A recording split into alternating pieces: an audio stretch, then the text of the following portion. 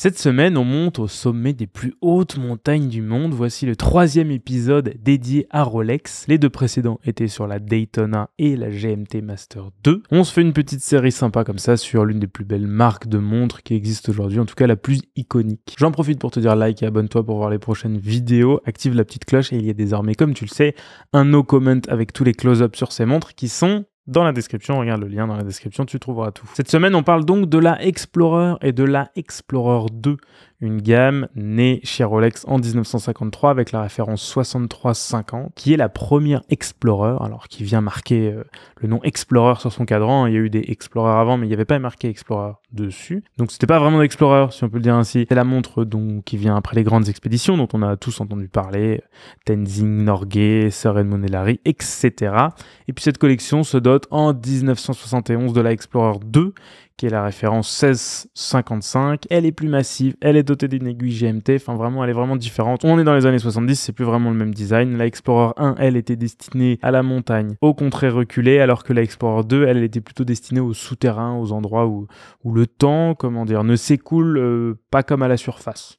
Voilà, c'est pour ça qu'ils ont mis une aiguille GMT. J'ai entre les mains une Explorer 1 en 36 mm référence 124-270 et une Explorer 2 référence 226-570 en 42 mm. Alors vraiment un énorme merci à Bucherer pour l'accueil et le prêt de ces montres, Bucherer Paris. Toute la série Rolex, ça a été possible grâce à eux, donc un grand merci à eux. Et toutes ces montres sont neuves, elles sont stickées et elles attendent leur propriétaire. Alors allons dans les détails, c'est vraiment 2 montres différentes. Déjà d'un point de vue du boîtier. Même si les deux ont un boîtier en acier Oyster Steel 904L, l'Explorer 1 a un boîtier similaire à celui d'une Datejust. Donc une montre plus chic, un boîtier sans protège-couronne, une lunette lisse, beaucoup plus de rondeur, beaucoup plus de douceur finalement, un polymiroir sur les côtés. On voit que c'est une montre plus chic quoi, et c'était vraiment une montre des années 60. Alors que la Explorer 2, elle a un boîtier qui se rapproche plus d'une Submariner. On a un fort épaulement comme ça autour de la couronne qui vient protéger en cas de choc la couronne, et puis on a une lunette surtout qui n'est plus lisse mais qui est brossée avec un affichage 1:24 pour utiliser la fonction GMT, et c'est vraiment la grosse différence entre les deux, cette fonction GMT. Je veux juste préciser que j'ai pris l'Explorer 1, mais bon, ça c'est vraiment un goût perso en 36 mm parce que je l'adore comme ça, je trouve qu'elle a une taille parfaite, mais elle existe aussi en 40 mm, alors que la Explorer 2, elle n'existe qu'en 42 mm. Personnellement, je trouve ça assez dommage parce que quand on prend une référence 1670 par exemple, fin des années 90, c'est super mignon, ça fait moins de 40 mm, ça tombe super bien au poignet. Voilà, moi c'est un retour que j'aimerais voir chez Rolex. Ce serait un nouveau best-seller à mon avis d'avoir comme ça une Explorer 2 en plus petit diamètre. Sur les 2 montres, le fond est vissé, on a des verres saphir, ça comme d'habitude chez Rolex, sachant que celui de la Explorer 2, il a le cyclope, c'est-à-dire la loupe pour zoomer sur la date. D'ailleurs, c'est un élément intéressant cette loupe, puisqu'elle grossit de 2,5 fois la date sur toutes les Rolex. Et c'est un élément assez dur apparemment à répliquer pour les faussaires, donc on pourrait identifier une fausse Rolex, notamment, c'est un point d'identification, si on voit que la loupe ne grossit pas assez ou alors grossit trop.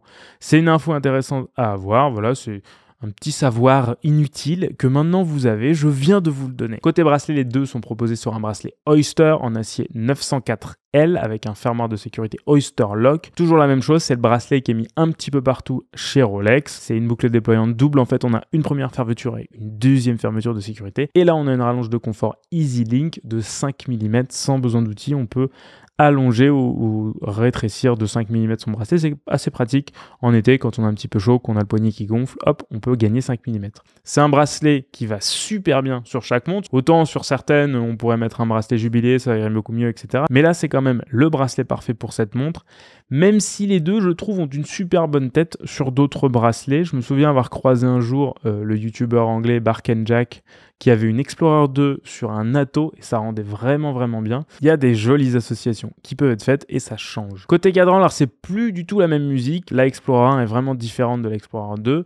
Celui de la Explorer 1 reprend le cadran de la mythique 1016 qui est une de mes montres préférées, Explorer 1016, qui est sublime, avec les index 3, 6, 9 qui eux sont appliqués, donc voilà, c'est des chiffres. Les autres index sont eux rectangulaires, ils indiquent le reste des heures, avec bien entendu le triangle à 12 heures, tout ça sur un fond noir avec une minuterie sur la périphérie qui est vraiment très jolie, très fin, tout blanc, sous le réo qui lui affiche gravé Rolex, Rolex, Rolex, Rolex, Rolex, Rolex, au cas où vous n'aviez pas compris que vous aviez une Rolex au poignet. Toujours pas ma cam ce réo, mais bon, c'est comme ça. Et puis les indications Rolex, Oyster Perpetual, les mots fétiches de la marque, et puis Superlative Chronometer Officially Certified, pour vous dire que vous avez un mouvement qui est super, super bien, et c'est pas faux d'ailleurs. Côté Explorer 2, le cadran, lui, il ressemble plus à un cadran de Submariner, en fait. C'est plus vraiment un Explorer, on passe vraiment du côté Submariner, avec des indexerons appliqués qui vont donner les heures, sauf le 12 qui est triangulaire, avec le 6 et le 9 qui sont rectangulaires, et pour le coup, là, le 3, il va disparaître au profit de la date. On a une identification Oyster Perpetual date, là pour le coup il le rajoute, mais voilà, ça fait deux cadrans assez épurés par rapport à l'exemple de la Daytona qui lui est surchargé. Je trouve que c'est ce qui fait vraiment la beauté de ces pièces. C'est une belle simplicité sur l'Explorer, tant sur la 1 que sur la 2, même si la 1 est quand même beaucoup plus sobre et chic. On retrouve dans l'Explorer 1 un mouvement 32-30, bien sûr de Rolex, mouvement de manufacture, qui est aussi dans les Oyster Perpetual 3641, qui est aussi dans la Submariner sans date. C'est vraiment un mouvement mécanique